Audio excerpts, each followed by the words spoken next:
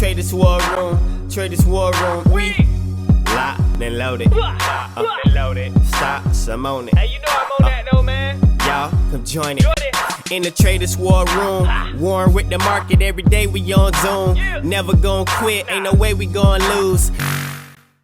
What is up, team? Chuck with Traders War Room, and I'm back at you with another video. Guys, I'm here and I want to talk about something real quick in this kind of lunchtime special. I want to do more of these lunchtime specials because I noticed a lot of you gave a lot of love to the one I did yesterday, and I want to just drop some good stuff off and touch base a little bit. I want to talk about the difference between day trading and swing trading, because I get in a lot of direct messages and a lot of comments about day trading specifically and losing because of the volatility in the marketplace. And I wanted to kind of give some guidance that I've learned through experience and years trading in the market, and just drop a few nuggets off at you. And hopefully if it sticks and it helps you out, you got another tool in your tool belt to go out there and attack the market with. But so day trading and swing trading, right? Two very different strategies, okay? Now they're coupled with similar overall strategic purposes, but different strategies on execution and different strategies in the endpoint and the goal, right? So day trading, typically you want to be, Johnny on the spot, quick entries, quick exits, smaller, profits and losses, and you want to go ahead and compound on top as you go throughout the day. Swing trading, you're looking more to kind of swing through the fences, okay? You're taking a gamble on an overnight trade, or maybe a swing trade based off of levels over a week, a month, or an extended period of time, and you're not afraid of a little bit of volatility, and you're looking for a really substantial return, okay? So what I'm noticing is that a lot of people on these day trades, and specifically these zero DTEs, they are going heavy and extremely heavy for their position size. And what do I mean by that? Well, say you got a portfolio of $5,000 and you notice a trend starting to happen, and you decide to go ahead and make a day trade onto, say, SPY, right? And you see the trend happening, the volume starts to push up, it's trending, you look at it, the pattern makes sense, you got your 3 reasons why to push to buy, all that stuff. We talked about that in previous videos. You can look at them, they're in my video library on YouTube, all that type of stuff, right? You've made the decision, you're gonna execute, and you go into it. But you go heavy, right? You got $5,000 in your portfolio, you go in heavy, you make a trade about $3,500 because you're really looking for, something substantial, okay? And your goal is to get, at least 50% off of that, all right? It starts to trend and you get 50%, and you're like, you know what? The market is popping, you start to see things buzzing, all this type of stuff, and the greed starts kicking in, and you're like, you know what, 50% came just like that, it's easy, I'm gonna go ahead and hold and just go ahead and look for a little bit more. Well, it pushes again, and now you're up 100%. Okay, and maybe you trim out a little bit, you trim out say 25%, you got 75% riding, you're not dumb, you don't just let it all go, but you got 75% riding, and all of a sudden some sort of catalyst type of news happens, and it was just not really, the push wasn't real, it was just market fluctuations, and you get a dramatic shift to the downside. And because you're day trading and you're doing like a zero DTE or something like that, you've got pretty much no momentum now, and you lose it all. It just shifts all the way to the downside. Now you're under on your position, and it starts to drop, right? 20%, 30%, starts to get to your stop loss levels, 35%, 40%, stuff like that. The issue you guys have is you start to cut, and then all of a sudden you cut and you get mad because now you cut for loss, and then all of a sudden it reverses, and then the real takeoff happens, and you're like, damn, I missed out on this takeoff. If I would have just held, I would have had it. The issue you guys have is that it wasn't a bad strategy or a bad plan of execution. You went in too heavy, okay? You went in too heavy. If you would have went in lighter, you wouldn't have been as emotionally tied to the investment. And also, once you started coming down to your stop loss levels, instead of being stop loss levels, those could have been average down levels, because you would have had more capital to go ahead and average in instead of being at a stop loss level. Does that make sense? Because you're at $5,000 portfolio, right? You come in, say, at $1,500 in your trade. You still got that $3,500 left. You come down to your stop loss levels, 35, maybe 50%, right? Those are normally your stop loss levels, but you have a little bit more capital left. You got another $1,500 that you can go ahead and make an average down if levels and momentums and stuff like that hold, to make an average down play and look for a decent rerun or retest of some previous highs off of another momentum push. And you can go ahead and average down, and then hopefully come out with a green trade off of the for real pivot or reversal off of the the shift. But because you went in too heavy and too deep, you guys get that emotional connection with the cash, and I've done it too. I still do it. You know, everyone does it, right? You know, it just happens. But you get that emotional connection with the cash. The position is too deep, and you go ahead and cut because you want to preserve that capital.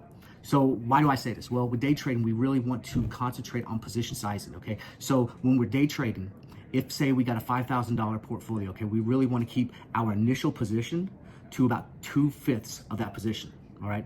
Well, one fifth would be best, but about 2/5 of our entire holding should be no more on one given trade, okay? That way, we can go ahead and it allows us cushion. If we pull back a little bit, we can go ahead and get a dollar cost average in at a decent ratio. So if we are in at, you know, $5,000 portfolio, we come in at 1,500 on a pullback, we can go ahead and come in at another 1,500. That leaves us 2,000 in reserve. We now have a $3,000 investment strategy, right? If it goes up, we can go ahead and make some profit. If it comes back down to a stop loss level, you know, we got $3,000 in, it comes down, say now we're negative, you know, 1,500, we go ahead and cut. We got the 2,000, we got the 1,500, $3,000 in our portfolio, we're negative 1,500, and we go ahead and come back the next day and we try to recoup lessons learned and comp back that capital that we missed the day before. All right, go on to swing trading. Swing trading is a little different because now you're risking a little bit more because you don't know what's going to happen over the night. So with swing trading, you really want to make a good bet. So you really want to have your ducks in a row, and you want to use time frame continuity. So when you're looking at time frame continuity, you want to do what I call bird's eye view approach. You really want to get the charts out. You want to start ranging out, okay? You want to go range out about 6 months, and you want to kind of go out and work yourself in, all right? So what I like to do is I like to go out 6 months, and I like to work myself in into the current day at about a 5-minute chart. So out 6 months, and I work myself in. I'm looking at time frame continuity, and I'm looking for everything from candlestick patterns to chart patterns to, you know, trend lines and everything like that. I like to use fibs, I like to use moving averages, and I like to use candlestick patterns and traditional trend line patterns and all that stuff. I'm looking for good reasons, momentum. I'm also checking news. I'm looking for catalysts. I'm looking for things of this nature to give me the all clear, and I'm looking for 3 solid reasons why to go ahead and get this swing trade in the direction I think it's going to go, okay? So if I'm bullish on it, I'm going to go ahead and I'm going to make the trade. Now, with swing trading, here's the important thing. A lot of you lose on your swing trades because you don't buy yourself enough time, number one, and you go too far out the money, okay? You guys are pushing to the moon, too far out the money. So you're looking for a swing trade, and, you know, say Tesla, right? It closes at 225, okay? And you go on a swing trade, and you go to swing trade on that same expiration week, and you push out the 275, right? You're looking for a $50 move on it, right? Tesla closes at 225, you're looking for a $50 move. It opens the next day at 230. But you don't make any money, right? Because now you're down one day, theta comes in, and you're like, man, you know, it pushed $5. Why didn't I make no money? Well, implied volatility isn't really kicking in and everything like this because, you know, the expectation of you making it to expiration, to your premium by expiration is not there, okay? You got to remember your options are created as such that your premium is your goal, okay, by expiration date. And the closer you get to expiration date, tells you that you're going to meet your goal or you're not going to meet your goal. And as you get closer to your expiration date, the further away you are from your goal, the less probability you are, and the less likely you are, and your implied volatility is going to start skewing away from your premium. So give yourself some time, okay? Give yourself some time. If you're going to swing trade, push it out a week, you know, especially with those big tickers. Push it out a week. Give yourself some implied volatility, okay? You want that implied volatility because that's your money right there, okay? Implied volatility, the intrinsic versus extrinsic value of the trade. You want that in there, okay? Because that's the juice that's looking to squeeze, all right? You want that. So you also want to make sure that you stay at the money, okay? You may not be able to forward in the money, and you may not be able to forward at the money either, but you definitely want to stay in the range, okay? And what I like to do is I like to stay within those particular things. I like to stay within a 5% range, okay? Going out 10, more than 10% is just too much, okay? Lower your thing. I know a lot of you guys like to get like 100 contracts and stuff like this, you know, $50 contracts and buying 100 of it. Lower it down. Come back into the 5% range and lower it down. Take that money that you were going to spend on 100 contracts, divide it by whatever it is, and put it inside that 5% range and get yourself something at the money, okay? You swing trade it.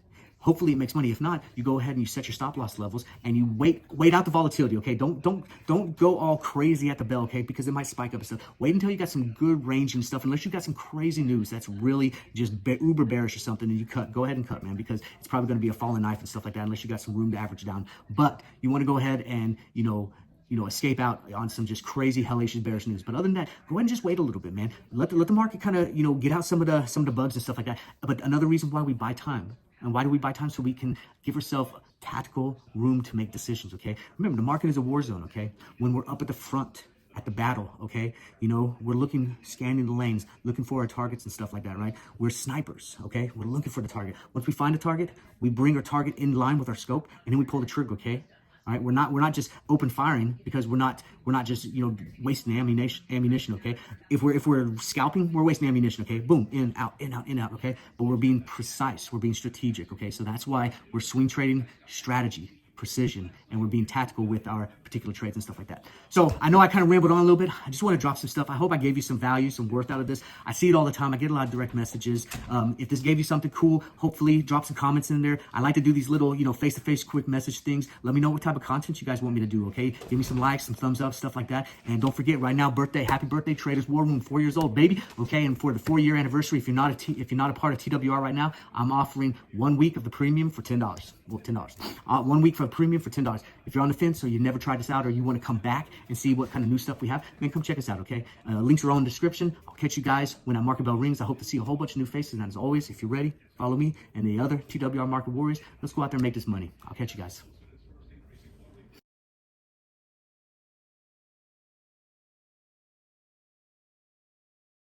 That's all I have for you.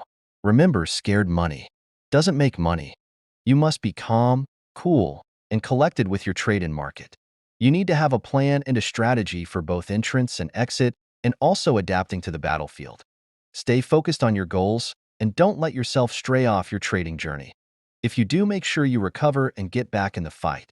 Now, if you're ready, follow me and let's go to war together. Thank you. Don't forget to check the description for our links, and I'll see you when that bell rings. In the Traders War Room, warring with the market every day. We on Zoom. Never gonna quit, ain't no way we gonna lose. I done made a profit and it's way before noon. Way to go, dude. Come and learn how to trade.